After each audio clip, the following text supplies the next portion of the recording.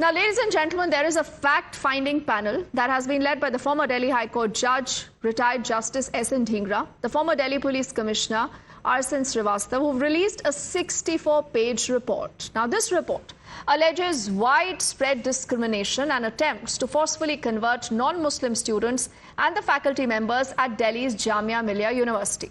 The investigation was initiated by a private NGO that is called Call for Justice after it claimed that it received multiple complaints of discrimination within the university. Now, this fact-finding committee in its report has highlighted systemic discrimination against non-Muslim students and even the faculty members. And a lot of these witnesses who've deposed before the panel have testified that non-Muslim staff and students have faced derogatory remarks for being Hindus. It is important to mention here that this report is by a private NGO without any government sanction to it, and that it relies heavily only and only on the testimonies of former non-Muslim students and faculty who reportedly faced harassment at the hands of the Muslim students and staff at the Jamia University. Let's take you through some of the excerpts of the report. Now, all these excerpts, remember, are based on the testimonies of victims who deposed before the panel. Now, a lot of these disclosures are important, so we'll go one by one. The first disclosure is up on your screens, where it says that Muslim staff of the university would misbehave, taunt, and discriminate against the non-Muslims. This is a charge. The other big charge that has been made in this report is that PhD scholars started impressing upon a victim who happens to be a female that she should convert to Islam. The other big disclosure that is mentioned in this report is about, since again one of the victims was a Hindu, Hindu religion and Hindu customs were also criticized blatantly. It doesn't just stop here.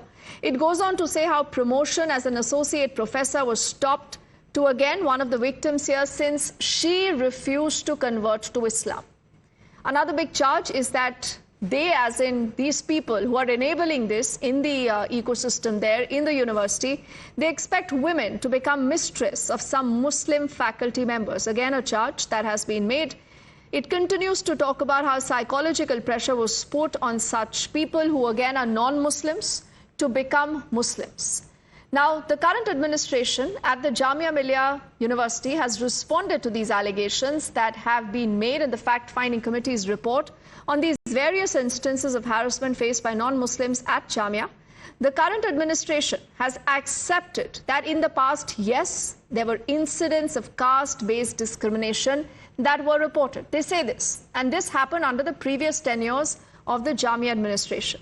In the statement, they say that all such incidents were either dealt with insensitively or were ignored by the previous Vice-Chancellor. Now, in this statement, the Jamia administration has also highlighted that under the new Vice-Chancellor, Professor Mazhar Asif, there has been an apparent change in the attitude and the commitment. They've also added that if there is an iota of truth in everything that has come forward in these incidents as mentioned in the report, then it's regretted. Now, we also spoke to the Jamia VC's OSD, who's the officer on special duty, Dr. Satya Prakash Prasad, and this is what he told Times Now about this entire report. So there's a report that have come up from Call for Justice, which has said that there have been multiple instances of non-Islamic students as well as faculty members getting harassed, discriminated in the Jamia University. Your reaction to that, sir? That is, we have heard that report on discrimination of non-Muslims, including FCSC employees and students of the university. This is very sensitive, and we are very concerned with this. Jamia is basically a secular university, and there is no room for such discriminatory activity. The problem is that these incidents might have been committed. I don't know. In the previous regime, because the new Vice-Chancellor has assumed the office just 10 to 15 days ago, and it had happened for the very first time in Jamia that a Vice-Chancellor of this stature had reached out to those section of people who were previously ignored. We are having zero tolerance policy for any act of discrimination based on caste, faith, religion, or even religion. So was the administration aware about any such instances before the recent Vice Chancellor took off? There was some whether any administrative authority reported such incident to the higher authority in the previous term? See, about the previous term, I don't have exact knowledge about it, but as of now, no such incidents have been under the cognizance of the Vice Chancellor as of now, and we'll be, taking due diligence, and of course, with all sensitivity, neutrality, and objectivity, we'll be going to the bottom of each and every case. If ever such incidents, or any incident for that matter, gets reported and gets into the cognizance of the university's administration. Now, on expected lines, the BJP is latching on to this report that has been made by a private NGO and the fact-finding panel on the Jamia Millia University. Few leaders of the BJP also claim that when institutions that are supposed to be centers of excellence and places to imbibe liberating thoughts and ideas have been reduced to being, quote-unquote, glorified madrasas.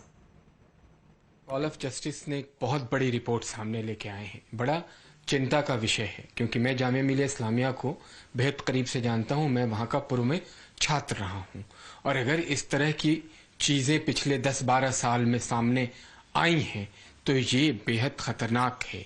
एक ऐसी सोच है जो कहीं ना कहीं समाज के सौहार्द को बिगाड़ने का काम करेगी, समाज के ताना बाना को तोड़ने का काम कर रही है। इसको संज्ञान में लेके, और अगर कुछ इस तरीके का हुआ है तो उन लोगों पे कड़ी कार्रवाई करें। Meanwhile, we also have a lot of opposition leaders from both the Congress and the Samajwadi Party who are calling for an investigation into the allegations that have been made in the report. मैं किसी भी तरीके की conversion के, जब तक कि वो जबरदस्ती नहीं किया जा रहा, खास तौर पे मैं उसके बात के लिए किसी को दोषी नहीं ठहरा सकता, लेकिन निश्चित ही अगर किसी लालच दिया जा रहा है और जबरदस्ती की जा रही है तो मैं उसकी भर्त्सना करना है। किसी भी प्रकार का कोई भेदभाव किसी भी वर्ग के साथ कांग्रेस बर्दाश्त नहीं करेगी। हमारे संज्ञान में जो बातें आएंगी हम उसको प्रमुखता के साथ उठाने का काम। सरकार क्या कर रही है? सो रही है, चुनाव में व्यस्त है, महाराज जीतने के फिराक में है, झारखंड पे कब्जा करना चाहते हैं, तो उन जिनके साथ डिस्क्रिमिनेशन हो रहा है उनकी रक्षा कौन करेगा? वाइस चांसलर किसने नियुक्त किया? सरकार ने या विपक्ष ने या किसी अन्य देश ने, दुश्मन देश ने? ये बात सरकार को जवाब देके बतानी पड़ेगी। क्या वादा करके ये सरकार आई थी कि भेदभाव नहीं होगा, तमाम तरीके से उन लोगों को जिनके लिए वो कहती थी कि उनके साथ अमुक सरकार में भेदभाव होता था। ये सिर्फ राजनीति का एक हिस्सा है। So what really is at the crux of this? Right now, we'll say good evening, and it's a pleasure to be joined by the former Delhi Commissioner of Police, S.N. Srivastava ji, who's with us here on Times Now, sir. Thank you so much for your time. Now, you are also a member of this fact-finding panel, and that's why I'll ask you the first big question, the most important thing. What is the biggest revelation, sir, that has been made in this report? The biggest charge, among others, is that a university which is central funded, where there should be equality for everybody, the Indian Constitution should be respected. The fundamental rights which is there in the Indian Constitution, that needs to be respected. That is not being done. Instead, there are instances of forced conversion. There is discrimination and harassment when somebody objects to these attempts to convert into Islam. Then there is a lot of discrimination and harassment, and also that it has now where the number of students from all faith, whether it is Hindu or Muslim or Christianity, they should be representative of the actual breakup of the population. But here you have instead the Hindu students are only 5 to 10% in numbers, and that is only because of the discouragement and the kind of atmosphere that is prevailing in Jamia Millia. Okay, so you said these are the basic charges, sir. A lot of people are also curious whether your fact-finding panel did also speak to anyone at the Jamia University in the administration. See, we spoke to all the people who came voluntarily. Nobody was summoned. All those people who wanted to speak to us, the committee, they were entertained and we spoke to them. Since it was a fact-finding committee created by call of justice, that's why we spoke to the people who came forward. And now, what is going to be done in future, that is for the government to decide. But a thorough independent inquiry should be done with powers to summon and take evidence. That needs to be done. Okay, clearly, and we'll wait and see whether the HRD ministry also, remember, gets into this, what happens from here on. Mr. Srivastava sir, thank you so much for your time. We look forward to speaking to you again as we'll continue to track that story and what really was happening at the Jamia University.